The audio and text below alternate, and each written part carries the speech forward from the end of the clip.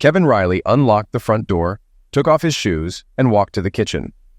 He had just driven his wife, Carrie, to the airport for her bi-weekly 3-day business trip. She worked as a secretary for Bradley Knox III, whom Kevin mockingly called Trey. Carrie always reminded him that her boss disliked him. "Kevin, Bradley can't stand you," Carrie would say.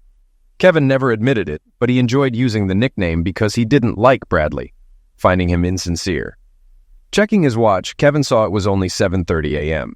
He had time for another cup of coffee and to check his email before heading to the store. Though not a big fan of computers, he used email to stay in touch with friends from trade school, where he studied diesel mechanics. Now in his 30s, Kevin was one of 3 head mechanics at a heavy equipment firm. Despite his position, he still worked hands-on with his team. Although his job occasionally required overtime and travel, it was less frequent than Carrie's trips. She had been at Crosby & Knox for 6 months, moving up from a real estate clerk to a higher-paying legal secretary after completing advanced training. Kevin and Carrie met in college over 8 years ago and have been married for 6 years. They bought their house after saving up while starting their careers. Kevin had just started at the store, and Carrie was a secretary at a local real estate firm. Their combined efforts allowed them to put a down payment on their home. After his coffee, Kevin went to the spare bedroom to use the computer, hoping it was still on since Carrie had used it earlier. He smiled at the screensaver photo from their vacation in Cancun, showing them tan and happy on a beach. He had wanted a more private photo as the screensaver, but Carrie vetoed the idea. Kevin clicked to remove the screensaver and saw an email from Carrie's work account on the screen. Curious, he noticed the word underwear in the email. Wondering why it was there, he realized their modem had likely malfunctioned again, as it often did, requiring a reset. Kevin jerked his hand away from the modem and froze, reading the email his wife received from her boss. The message was brief but devastating. "Carrie, I hope I catch you before you leave. I really want you to bring that black bra I gave you on our last trip with the teal accents. You didn't get a chance to wear it for me. My first meeting with the governor isn't until 2 p.m., so we might have time for you to wear it. And I took it off for you this morning, Bradley." He reread the email multiple times, but its meaning was clear. Carrie was having an affair with her boss, Trey. Kevin sat stunned, opening and closing his mouth like a goldfish. Finally, he staggered to his feet and pushed his chair hard enough to hit the wall. Kevin remembered seeing the bra in Carrie's drawer when she packed, but now it was gone. Hoping it was a sick joke, he checked all her drawers, but the bra was missing. He recalled Carrie saying she bought it on sale at Victoria's Secret, but she had never worn it for him. Desperate for an explanation, Kevin sat on the edge of the bed, trying to rationalize the email. Carrie had always been loving and their relationship strong, with no signs of infidelity. He couldn't believe she was cheating. Kevin returned to the computer, hoping to find more information. He rebooted the modem and searched her email account. After scanning her inbox, he found a folder labeled Personal, filled with messages from her boss. He opened the first message, reading it twice as his face turned pale. He printed the letter and called in sick to work, unable to focus. For the next hour, Kevin read and printed more messages, forwarding copies to his personal email. As he finished, tears filled his eyes. He realized his marriage was over. After one last check of Carrie's email at Crosby & Knox and finding nothing else, Kevin logged out of her corporate account and switched to his own. He created a separate folder for all the forwarded messages and changed his password to keep them secure. Shutting down the computer, he took the printed messages and his now cooled coffee back to the kitchen. Grabbing a beer from the fridge, he sat at the kitchen table and reread the messages, surprised at how much they revealed about Carrie and Trey's trips to the state capital. Carrie had only been at her new job for a week when she was told she'd need to accompany Trey to the capital. The firm lobbied the governor's office and represented clients in state courts, so it seemed honorable at first. Kevin now realized Trey likely targeted Carrie from the start, with some trips being unnecessary for business. Carrie soon began volunteering for these trips, and Kevin suspected Trey seduced her on the second trip, if not the first. The first email in her personal folder was Trey's reply to her thanking him for a Gucci purse and a wonderful dinner, hinting at their night together. Kevin remembered Carrie showing him the purse, claiming it was a $40 knockoff from a mall kiosk. Her deception and ease in lying made him nauseous. The correspondence between Carrie and Trey was frequent, usually around their trips. Kevin discovered they stayed at the same hotel, booking 2 rooms, and Carrie would join Trey after Kevin's nightly call. Their jokes about his predictability hurt deeply. Kevin learned more about Carrie's deceit from other emails. For instance, the expensive diamond earrings she wore to the Christmas party were a gift from Trey, though she claimed they were cubic zirconia. Trey's thank you note for an extravagant gift from Carrie implied she went beyond mere gratitude. One email mentioned Trey's condominium, triggering Kevin's memory of Carrie mentioning her boss's place overlooking the river park. It seemed likely they met there during the day, under the pretense of work or during lunch, with Carrie careful to hide any evidence. By noon, Kevin had reread all the letters and knew he needed to decide what to do before Carrie returned with Trey. She usually flew in early Friday morning, taking a cab home and calling Kevin at work to confirm her safe arrival. Ironically, the biggest danger had already caught up with her while she was away. Kevin grabbed 2 more beers and stretched out on the living room couch, realizing almost 5 hours had passed since he dropped Carrie off at the airport to meet her lover. Kevin realized they must have planned this carefully since he rarely saw Trey when he took Carrie to the airport. Occasionally, Trey was in the departure lounge, but always ignored them. By 6 p.m., Kevin was barely conscious, having visited the bathroom and kitchen multiple times to get more beer. When he went for another beer and found the fridge empty, he saw the 12 empty bottles on the table. He had finished both packs he bought the day before. Exhausted and having eaten nothing, he needed sleep. He managed to reach the bed and passed out fully clothed. At 10:15 p.m., the phone woke him from a haze of memories of happier times with Carrie. He guessed it was her calling to check why he hadn't called her at the Hyatt Inn. Everything he'd learned came rushing back, and he decided to wait until she got home to confront her. The answering machine picked up just as he answered. "Hello, is that you, Carrie?" "Yes, it's me," she replied. "Why didn't you call? You always do. Is something wrong?" He heard concern in her voice and almost lashed out, but held back. "I'm sorry, Carrie. I fell asleep." "What's wrong? You've never done this before," she insisted. Kevin almost confessed, but instead said, "I had a couple of beers after work, and I guess they knocked me out." He went on the offensive. "So how was your day? Busy this morning? Hope Trey isn't too hard on you." Carrie hesitated. "No, I wasn't busy. Why do you ask? You never ask about my work here." "Just curious. How are things going for you? Are you doing well?" he pressed. "Of course. Why are you asking that?" she replied nervously. "Just kidding. I trust you completely," he lied. Carrie seemed uneasy. "Of course you do. You've never said anything like that before." "Forget about it. I didn't mean anything by it. I'll probably go to bed. The beer's making me sleepy." "Okay, Kevin, get a good night's sleep. Love you." Kevin couldn't say those words back. "Okay, I will. Goodbye, Carrie." He hung up and went to the bathroom, then sat by the phone, waiting 15 minutes before calling the Hyatt Inn and asking for room 612. After a dozen rings, he hung up, not surprised when no one answered. He suspected they were making fun of him, planning to get him to call earlier. Realizing they were probably having fun without him brought tears to his eyes, and he stumbled back to bed. The next morning, he didn't feel too guilty about his overindulgence. After a shower, he felt well enough to go to work, but couldn't stop thinking about Carrie. He performed his tasks robotically, his coworkers noticing his distraction. Relieved when the day ended, he picked up burgers and fries on the way home, food he usually avoided, and washed them down with 2 beers. Knowing he couldn't drink like this every night, he left the second 6-pack untouched. At 8 o'clock, Kevin called room 612 at the Hyatt Inn, but no one answered after 10 rings. Based on previous emails, he knew Carrie was usually in the room from 9:30 to 10 o'clock for his nightly calls. Experimenting, he called every half hour, making his 4th call at 9:25. Each time, no one answered. Finally, at 9:45, Carrie picked up on the second ring. "Hey, Kevin, you're calling just in time. I was about to get under the covers, but waited for your call," she laughed. "I didn't sleep tonight, Carrie. Just watching TV and waiting to call you." "How did you spend your evening?" he asked, trying not to sound suspicious. "Same here, Kevin, just watching TV. Took a long hot bath earlier," she replied, seeming unaware of his suspicions. "That's good. You should be well rested for tomorrow night. We'll need to keep you busy when you get back," she giggled. "Already making plans, huh? I can't wait." After a few more minutes of small talk, Kevin ended the call.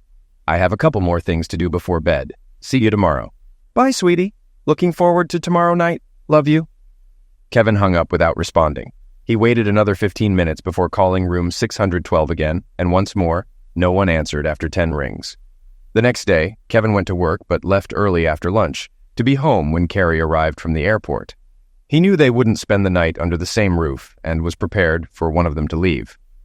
Home by 1 o'clock, he waited patiently, feeling an emptiness inside but determined to maintain his dignity. Reflecting on their life together, all he remembered were the good times. The recent discoveries seemed unreal. He was at the kitchen sink when he heard the front door open and Carrie's luggage rolling down the hallway. She appeared in the kitchen, initially surprised to see him. "Kevin, what are you doing here? Why aren't you at work?" she asked, her surprise turning to concern. "I've been waiting for you, Carrie," he replied calmly, emotionlessly. "Why?" she asked, looking more concerned. Instead of answering, he threw a stapled bundle of letters on the table in front of her. She glanced at him, then at the papers, her curiosity quickly turning to shock as she read. Her face lost color as she skimmed through the pages. When she finished, she threw them back on the table and stood silently. "Well, she finally said. "Where did you get this?" "It's from my email at work. The modem broke and my email stayed on the screen, didn't it?" Kevin managed to speak calmly. "Yes. If it weren't for that, I probably never would have found out. You've been very good at keeping this affair a secret." Carrie said nothing more, took out her cell phone and started talking, her back to Kevin. "Kevin knows. It doesn't matter how. Yes, I'll call a cab and meet you there. Bye." Carrie turned slightly toward Kevin and said, "I'm leaving. I'm sorry you found out this way. I'll be back tomorrow for the rest of my things." She grabbed her travel bag and started to leave. Kevin, in disbelief, shouted, "That's it? No explanation? You're just sorry I found out this way?" Carrie replied, "What's there to explain? I've been with Bradley so much that being with him completely is just the next step. He's been good to me. You can't compete, Kevin. I'm sorry." Tears welled up in Kevin's eyes as he asked, "Is this about the money, the purse, the earrings, and other things?" Carrie hesitated. "Gifts are part of it. Bradley lives upscale and I'm ready for that life." She went to the bedroom, staying there for 5 minutes while Kevin tried to collect himself. When she returned with a garment bag, he heard the cab honking outside. Without another word, she left. Kevin followed her, watching the cab driver load her luggage. She got in, glanced back at Kevin, and he thought she might be crying. Alone in the kitchen, Kevin wondered, what the hell just happened? The next day, Saturday, Kevin was still in shock. Carrie called around noon, saying she was coming to pick up the rest of her things with her father. When they arrived, Kevin sat quietly on the couch as they moved boxes. After a few minutes, Carrie's father, Joseph Kane, joined Kevin. They sat in silence until Kevin asked, "Did she tell you what's going on?" Joseph looked embarrassed. "I'm sorry, Kevin. She seems to have made up her mind. We don't understand why she'd leave you for her boss." Kevin replied, "I guess it's what he can give her. She didn't say she loved him or stopped loving me." Joseph asked, "Does it really matter?" Kevin thought and answered, "No. She's been with him for months. I can't forgive that, even if she wanted me to." They sat silently until Carrie emerged, saying, "I have everything I want. Do whatever you want with the rest." She had tears in her eyes as she carried a box outside. Her father followed with another. After they left, Kevin noticed some of Carrie's things still in the closet and drawers. He threw away her remaining clothes, makeup, and toiletries, erasing traces of her from the bedroom and bathroom. He spent the rest of the day lying on the bed, thinking about what he could have done and fantasizing about revenge. Eventually, he realized that although he was angry, he wasn't vengeful. He decided to focus on forgetting her, as difficult as that might be. The weekend passed in a blur for Kevin. He drank heavily, finishing all the beer he bought, trying to numb the pain of Carrie's betrayal. By Monday morning, he felt slightly better, coming to terms with the situation. On Tuesday, Kevin called Crosby and Knox to get a forwarding address for Carrie's mail. The receptionist said Carrie would email him the information. That evening, he received an email with Trey's 9th floor apartment address. Wednesday morning, Kevin was called into his office for a phone call. His bank informed him that his mortgage payment had defaulted. After a heated discussion, he discovered both his and Carrie's accounts were empty, with nearly $20,000 transferred out. Furious, Kevin went to Crosby and Knox, determined to confront Carrie and demand half the money back. He stormed into the office, bypassing the receptionist, and confronted Carrie loudly, accusing her of embezzlement. Bradley Knox III stepped out of his office briefly, before retreating and locking the door. Kevin turned back to Carrie, demanding his money. She handed him an envelope, saying he could have the car, house, and furniture. Kevin opened the envelope as security guards approached, warning him to leave or face charges. He left, calling Carrie a money-hungry cow and yelling at Trey for hiding. In the parking lot, Kevin examined the envelope's contents. It was a spreadsheet detailing their assets and liabilities. If he kept the house, car, and furniture, and she took the cash, their split would be equal. He realized, however, that selling the house would incur additional costs, not reflected in the spreadsheet. Kevin went to his bank and arranged a line of credit to cover the mortgage and other expenses until his next paycheck. He hoped he could manage the financial burden until he sorted things out. Kevin always relied on their savings to handle unexpected expenses, but now he knew it would take months to regain control. The next 2 weeks were a blur of emotions. The day after visiting Crosby and Knox, he received a letter warning him to stay away from Carrie and Bradley Knox III, or face molestation charges and a restraining order. Furious, he almost responded, but decided against it. A week later, Carrie filed for divorce using the settlement terms from the spreadsheet. After spending $200 and losing more hours of wages, a lawyer advised him that fighting it would cost more than it was worth. When not dealing with legal notices, Kevin's life slowly improved. 3 weeks after Carrie left, he realized he needed to erase her memories from his home. He removed her makeup table, rearranged the bedroom furniture, and redecorated the bathroom. Feeling better, he then tackled the photos. He removed pictures of her from frames, stored photo albums containing their memories, and kept only photos with friends and family. One evening, while looking through old photos, he found a picture of himself with Carol Reese, his high school friend. Wondering about her, he checked the phone book but found no listings for her or her mother. Satisfied, he put the book aside. About 6 weeks after Carrie's departure, Kevin was interrupted from his late-night TV by a knock on the door. He was surprised to see it was Carrie's brother, Robert Kane. "Hello, Robert. Come on in. Didn't expect to see you," Kevin said, stepping back to let Carrie's older brother in. Robert patted Kevin on the shoulder and said, "What's up, Kevin? I tried calling you, but your number's not in service." "I switched to just using my cell phone to save money." Kevin led Robert to the living room. "Want a beer?" "Sure," Robert replied. Kevin returned with 2 open bottles, handing one to Robert. "So what brings you here?" "I wondered if I'd see you again after Carrie left," Kevin said. Robert shifted uncomfortably. "That's why I'm here. Carrie visited my wife 2 days ago. I told her what I thought about her cheating on you. Then she and Susan went to the kitchen to talk. I listened in from the garage." Kevin leaned forward. "What did she say? I'm still trying to understand why she left." "She admitted she dumped you because she thought you wouldn't forgive her. She said while Bradley's gifts and lifestyle were great, you were better in bed. She was planning to break up with him soon if you hadn't caught her." Kevin sighed. "Would've, could've, should've. It doesn't matter now. She knows it's over and regrets it, but she's still pushing for the divorce," Robert said. "I heard her and Trey use the term starter husband. It sounds like she saw you as a step up." Kevin gritted his teeth. "Isn't that wonderful? Don't fight with Susan over this, Robert. I need to talk to her without losing my temper. My wife has a lot to answer for."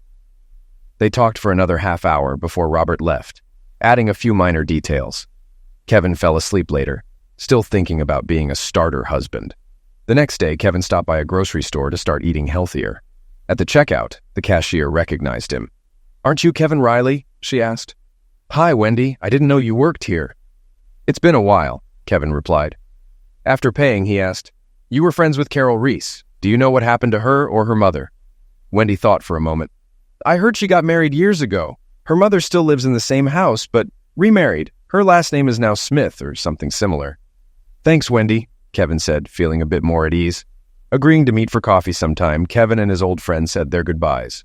Returning home in a better mood, Kevin cooked a healthy dinner and went for a jog. Determined to make this his new routine, he embraced proper nutrition and regular exercise. After his jog, Kevin looked up Carol's mother's phone number and found it under Smithers. He called Mary Ann Smithers, who gave him Carol's number and mentioned that Carol was now a widow. Kevin noted Carol's address was in a low-income neighborhood and decided to call her soon. Over the next few days, Kevin's new lifestyle improved his mood, making him more positive at work. However, a short letter from Carrie disrupted his progress. The letter said, "I never thought of you as a starter husband," clearly influenced by Robert and Susan's conversation. Kevin replied, "Actions speak louder than words," but received no response. 3 months after Carrie left, Kevin received the final divorce papers. Surprised at how quickly Trey expedited the process, he celebrated with a single beer. He sent Carrie a final email. "You got what you wanted," and never heard back. Later that evening, Kevin decided to call Carol Jansen. When she answered, she was glad to hear from him. They spent an hour catching up. Carol shared that her husband, Frank Jansen, was liquidated in Iraq, leaving her a widow with a 4-year-old daughter, Chrissy. She lived on a survivor's pension but planned to return to work as a therapist once Chrissy started school. Kevin shared details about his divorce. As their conversation ended, he asked Carol if she'd like to get together for dinner or drinks. Carol hesitated, explaining she wasn't ready to date and was focused on her daughter. Kevin, disappointed, wished her well and hung up. Feeling rejected and dealing with the finality of his divorce, Kevin grabbed another beer and went to bed, reflecting on an emotionally difficult day. The next 2 months flew by. Kevin settled into a routine, avoiding new relationships until thoughts of Carrie faded. He still thought about her often, but it became less painful over time. Kevin had given up his landline and premium cable to save money and now read newspapers left in the lunchroom by coworkers. One morning, during a coffee break, a coworker handed him a newspaper with the headline, "One dead, one in critical condition." The article described a fatal accident involving Bradley Knox III and Carrie Riley. Bradley died, and Carrie was in critical condition, with booze suspected as a factor. After reading the article twice, Kevin tossed it back. "Can't say I'm sorry he's dead. I hope Carrie recovers, but I don't care enough to worry." His coworker commented on how hard Carrie's departure had hit him, to which Kevin responded, "Reading that article proved to me I can move on. I don't feel the need to rush to her bedside." The article marked a turning point for Kevin. He felt a weight lift and realized he could move on. Over the next few days, news confirmed Bradley's DUI and Carrie's critical condition. Kevin invited a secretary over for dinner, enjoying her company and feeling ready to move forward. 2 weeks after the accident, Robert Kane visited Kevin. They sat in the kitchen with beers. "What brings you here, Robert?" Kevin asked. "Just in the neighborhood. Sorry about Carrie's accident. How's she doing?" Robert explained Carrie's severe head injury and medication-induced coma. "It's hard on our parents. Thank goodness she wore her seatbelt. Bradley didn't, and he paid for it." Kevin suggested suing Bradley's estate. Robert sighed. "Dad and I talked about it. We'll see after she's off the medications and out of the coma if she comes out at all." Kevin expressed concern. "Tell your parents hello. I've moved on with my life. I even had my first date in years. I'm sorry she was hurt, but I won't let it affect me now." They talked about sports and work, avoiding the topic of Carrie until Robert left. As he was leaving, Robert said, "Susan and I are doing better. She saw the mess Carrie was in and decided she's happy to be with me. Sometimes the grass seems greener, but it's not." "Glad to hear that, Robert. It was probably Carrie who influenced Susan. Carrie forgot her obligations to our marriage. It could have been worse. We could have had kids." They shook hands, and Robert left. Another 6 weeks passed quickly for Kevin. He heard nothing about Carrie and assumed she was recovering. Kevin started dating again, going out about once a week. He spent a few nights with Jean, the receptionist from work, and enjoyed their time together, helping him feel ready to date again. One Thursday evening, Kevin returned from his run and heard the doorbell. He was surprised to see his former father-in-law. "Come in, Joseph. What brings you here?" "I can't stay. I'm on my way to the hospital. We want you to visit Carrie with us tomorrow at 2 p.m. She just arrived this week." Kevin looked puzzled. "Why do you need me to visit her? Our marriage has been over for a long time." "We'd just like you to meet us there. We'll talk then. I'm in a hurry." "See you tomorrow," Joseph said, hurrying back to his car. The next day, Kevin rearranged his schedule, left work early, and headed to the hospital, snacking on fruit as he drove. He arrived at 2:30 p.m. and went to Carrie's room, feeling a bit nervous. He hadn't seen her since his angry visit to her office and hadn't exchanged emails in months. Carrie was asleep, her hair now only 2 inches long from surgery, with a visible scar on her head. She had an IV and heart monitoring equipment connected to her. Kevin decided to wait for her parents, feeling a mix of emotions. After a couple of minutes, Carrie woke up and smiled at him. "Kevin, you're here. Where have you been? I've missed you these past 3 days." Taken aback, Kevin replied, "I've been home and at work." Confused, Carrie asked, "Why weren't you here when I woke up? Why would you go to work or stay home when I was here?" Kevin, feeling frustrated, said, "We're divorced. You left me for your lover. Why should I visit you? I'm only here because your parents asked me to come." Her reaction surprised Kevin as she shrieked and tried to move toward him, becoming extremely agitated. "No, no, no! What are you saying? she cried, waving her arms and trying to free herself from the equipment. She ripped the IV out of her arm, causing the infusion pump and heart monitor to sound alarms. 2 nurses rushed in. One asked, "What did you do to her?" before restraining Carrie. Kevin replied, "I didn't do anything. I was just standing here." Carrie mumbled incoherently, trying to break free. The second nurse said, "I'll get the restraints and call the doctor for sedation," and left. Kevin walked out, shaking his head. "I think she's crazy." As he reached the elevator, Carrie's parents arrived. Before they could speak, they heard screams from Carrie's room and saw a nurse rushing in with restraints and a syringe. Carrie's mother asked, "You didn't talk to her, did you?" Kevin nodded and she exclaimed, "Good God, no!" rushing past him. Kevin, bewildered by the situation, watched for a moment before pressing the elevator button. As the doors closed, he saw Carrie's father looking for him. Kevin waved a farewell and left. Relieved to start the weekend early, Kevin drove home, reflecting on the strange events. Deciding to forget about it, he concluded that Carrie's psychological issues were best left to her parents and doctors. After showering, Kevin thought about calling Carol Jansen again. If she refused, he would call Jean from the office. Almost hanging up as the phone rang, he was surprised when Carol answered. "Hi, Carol. This is Kevin Riley. I hope I didn't catch you at a bad time." "No, I'm glad you called. I tried to contact you, but your number wasn't working. I wanted to apologize for being harsh last time." "I only use my cell now. No need to apologize. I was calling to see if you'd like to have dinner tonight or tomorrow." Carol hesitated. "I have plans with my mom and stepdad tomorrow, and I couldn't find a babysitter for Chrissy tonight." "Why not bring Chrissy with us? I'd love to meet her." Carol laughed. "Have you ever taken a 4-year-old to dinner? It limits restaurant choices. Let's pick a family-friendly place. I'd really like to take you out." Carol finally agreed. "There's a restaurant Chrissy likes with a great dessert bar. How about that?" "Perfect. I'll pick you up at 5. Just tell me where it is." Carol was excited. "Are you sure about taking Chrissy?" "Absolutely. If she's anything like her mother, it'll be a pleasure." Pleased with the plan, Kevin felt optimistic about the evening. They bantered until Carol had to get ready to leave. Kevin was thrilled, happier than he had been in a long time, and hoped their evening would be everything he envisioned. Later, lying in bed, Kevin replayed the details of his date with Carol and Chrissy. He smiled, pleased with how well it went. He looked forward to Sunday morning, having agreed to join them for church, not for the sermon, but to spend more time with Carol and Chrissy. He remembered picking Carol up and being struck by her beauty. Her short, dark hair suited her, and she seemed taller and more confident.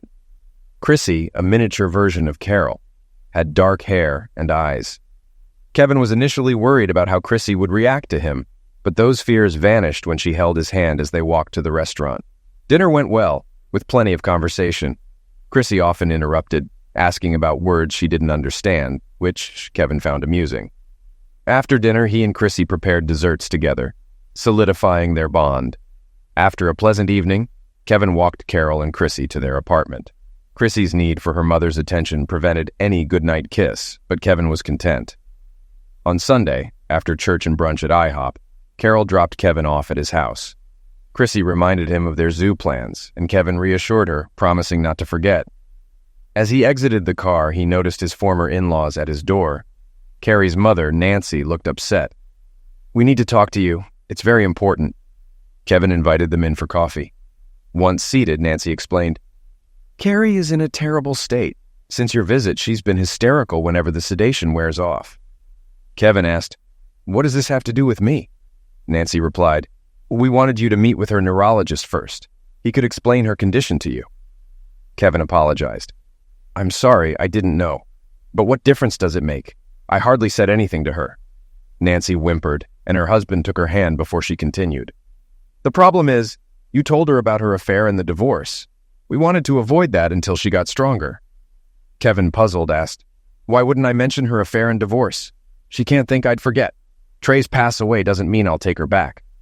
Joseph explained, "Carrie had a severe head injury, damaging part of her temporal lobe, causing retrograde amnesia." "Amnesia? But she recognized me and you both," Kevin said. "She hasn't lost all her memory. She's missing the last year and a half and some earlier periods. She thinks you two recently returned from Cancun.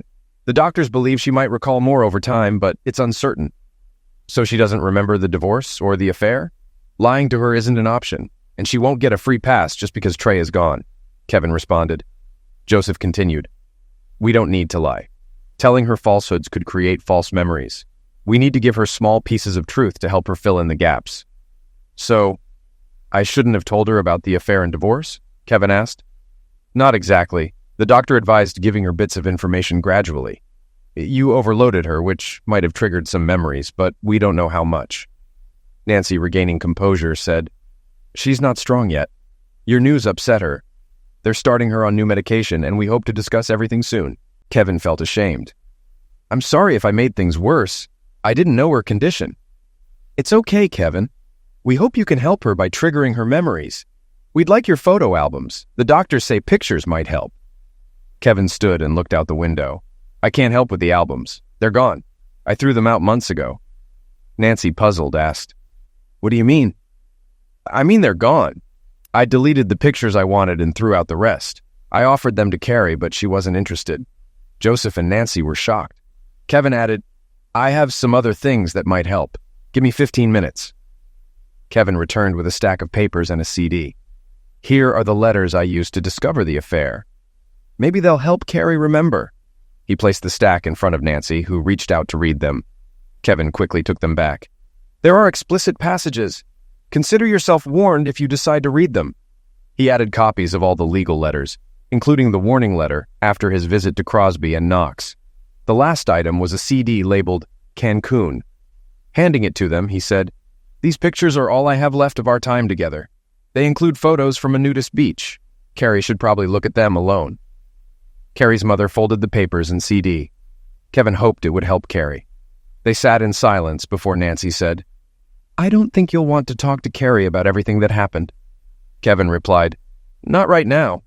If she wants to talk after reading this and realizing what she did, call me, and I might consider it. Her father asked hopefully, could you consider starting over with her? Kevin shook his head. I can't risk that. She chose Trey's wealth over me. I can't believe a blow to the head changed that part of her. Even if it did, I won't take the chance. Joseph and Nancy understood, but thanked him for his willingness to talk later if needed. As they left, Carol and Chrissy arrived. Chrissy excitedly told the older couple, we're going to the zoo to see the elephants. The Canes greeted them warmly before driving away. Apologizing for not being ready, Kevin invited Carol and Chrissy inside while he changed. Soon, the happy trio headed to the zoo. Another month passed, and Kevin was happier than ever. He saw Carol and Chrissy weekly, though they couldn't turn their relationship into a lovemaking one due to Chrissy's presence. Carol suggested getting a babysitter for their next date, and Kevin eagerly agreed. On their date night, they watched a movie and danced at a bar, with Carol's mom babysitting Chrissy. Returning to Kevin's house, they enjoyed wine and danced to his CDs. After a few sweet kisses, Kevin picked up his cell phone. What are you doing? Carol asked, smiling. I'm starting to like this already. Kevin pressed a finger to her lips. Give me a minute. I want to talk to your babysitter. Carol, shocked, tried to grab the phone. Don't bother my mother. Why are you calling her? She stopped struggling when she heard Kevin say, Everything is fine, Mrs. Smithers. I was hoping Carol could stay a little later. Good. That sounds wonderful. Kevin paused, then said, I like the way you think, Marianne. I'll handle the sheets. Goodbye. Ending the call, Kevin laughed. Carol, confused, asked, What was that, Kevin? Kevin laughed and said, I'll tell you what we talked about. I think I'm going to really like your mom. She and I have always gotten along great. Carol, still confused, asked, What did she say? Kevin explained, Your stepfather Gary joined her at your apartment. Chrissy is fine and sleeping, and your mom and Gary are doing the same thing there that we were doing here. He had a doctor's appointment today and brought some blue pills. Your mom insists you stay here tonight because they're using your bed and don't have pajamas. Carol, shocked, said, My mom would never say that. What are you trying to pull? Kevin laughed. They were enjoying your wine, and Gary got your mom tipsy. She thinks we're good together and wants you to stay with me. She even said to make sure the sheets are changed in the morning. Carol, blushing, said, I find it hard to believe my mom said that. Kevin kissed her and said, Don't forget to change the linens in the morning. Your mom wants us to meet them for brunch at 11 a.m. at IHOP with Chrissy. At 2 p.m., Kevin lay on the couch, reminiscing about the wonderful evening with Carol. When they arrived at IHOP, Mary Ann, Gary, and Chrissy were already there. Both adults smiled, and Chrissy laughed and waved. Kevin joked, "Sorry we're late, I had to do some laundry," making Carol blush. During the meal, they joked about blue pills, sheets, and wine, confusing Chrissy. Later, in the parking lot, Kevin kissed Carol and Chrissy and hugged Mary Ann. He whispered, "Thank you for your suggestions. It was the push we needed." Mary Ann whispered back, "You two are good together. Gary and I took the opportunity to test his prescription." She laughed and walked to the car with Gary. Kevin waved as they drove away, smiling when his phone rang. Thinking it was Carol, he answered, "Hi, Kevin." Recognizing Joseph Kane's voice, Kevin replied, "Yes, it's me. What can I do for you, Joseph?" Joseph said, "Carrie wants to talk to you. She's staying with us and asked if you could come over for coffee. She's afraid you'd hang up if she called." Surprised, Kevin hesitated. "I guess I could. I have no plans today. Should I come over now?" "We'd appreciate it." "Okay, I'll be right over." As he left, Kevin wondered what Carrie wanted to tell him. As Kevin walked into his former mother-in-law's house, he recalled all the pleasant times he'd had there. But this visit felt different.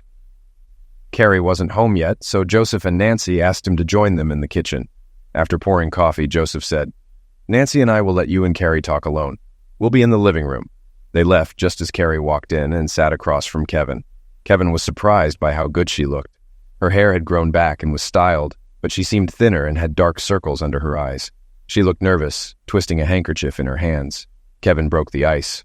"You seem to be recovering well, Carrie." "Thanks, Kevin. I appreciate you coming on such short notice. I hope it wasn't inconvenient." "It's not a problem, Carrie. How's your memory? Are you starting to remember things?" She shook her head. "I only remember a few things from the last year and a half. At Crosby and Knox, the receptionist helped me recall some details, but it's been frustrating." Kevin asked, "Are there things you want me to help you remember?" Carrie smiled. "I have a few questions. Susan helped me understand some of what I did." She kept dabbing her eyes. Kevin said, "Ask me anything, I'll be honest." "I'm truly sorry for how I treated you. If I hadn't seen the letters and talked to others, I wouldn't believe I did those things." Kevin remained silent, unable to say it's okay after all he endured. Carrie continued, "I have vague memories of Bradley and none of our times together. I don't know what I saw in him. I visited his apartment, and if my clothes and belongings weren't there, I wouldn't believe I lived with him." After a pause, she asked, "How did you find out about my affair? I know it involved email, but I don't know how." Kevin explained how he discovered the first message, which led to others. She pulled out the stack of letters he had given her parents. He described how the mention of lingerie caught his attention, and the lies about the purse and earrings. Carrie looked horrified as he recounted her deceit. When he finished, they waited in silence while she wiped her eyes. When she finally composed herself, she said, "Forgive me for lying. I know it seems easy for me to say, but I truly mean it." A few minutes later, she asked, "Can you tell me about the letter where Bradley and I joked about my chauffeur?" Kevin sighed. "I wish you hadn't asked. You were joking about me. Every trip to the state capitol, I drove you to the airport and carried your luggage, including the expensive lingerie for him. You both thought it was funny. You even joked about getting me to call your hotel room early in the evening." He described how he always called around 9:45, proving she wasn't in the room before or after his calls. He was visibly upset, and Carrie started crying again.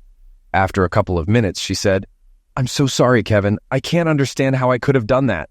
Kevin took a long sip of coffee. "It's all in the past now, Carrie. I still get upset, but I've had time to get over most of it." The conversation shifted to her medical condition. She explained she was having infrequent seizures, and doctors were trying different medications to control them. Emotionally, she couldn't handle work and had resigned from Crosby and Knox. Her parents were consulting an attorney to sue the insurance company and Bradley's estate for her injuries. After about 15 minutes of small talk, Kevin said it was time for him to leave. Carrie quickly asked, "Do you think we could go on a date? I know you'll probably never forgive the new Carrie who betrayed you, but I'm the old Carrie again. I don't remember cheating on you. Maybe if we went out to dinner or another date, you could fall in love with the old Carrie again someday." She spoke quickly, hoping to get it all out before he could interrupt. Kevin considered his response carefully. "I'm sorry, Carrie. To me, there's no old or new Carrie. There's just the one I loved and then lost to Trey. It took a long time, but I've moved on. I know that's not what you want to hear, and I'm sorry." As he spoke, she began to cry quietly. When he got up to leave, she asked, "Did you find someone else?" He hesitated, unsure how his answer would affect her. "I think so, Carrie. I think so." "Is it the dark-haired woman with the little girl?" Kevin was surprised. "Yes, that's her." "How did you know?" "My parents saw her at the house and told me," Carrie said, still wiping her eyes. Finally, she added, "You deserve someone who will treat you better than I did." Then she turned and ran out of the room. Kevin left the room and was gone long before Carrie's parents realized he and Carrie were no longer in the kitchen. A month later, on a sunny Saturday afternoon in April, Gary and Kevin used a rented truck to move Carol and Chrissy from their apartment to Kevin's house. Things were going so well between them that they decided to see if they were meant to be together. Chrissy was excited to have a yard to play in and her own big room. Kevin's computer had been moved to a corner of the living room, and the room it was in was now freshly painted and decorated for a little girl. There was a large box in the garage with a child's play set and swing set waiting to be assembled. The three of them began to attend church regularly every Sunday, and soon Kevin noticed that Carrie's parents didn't attend the same church very often. He didn't give it much thought when, 4 months after Carol moved in with him, the minister announced that they were getting married this coming Saturday, and that anyone from the congregation was welcome to attend the wedding.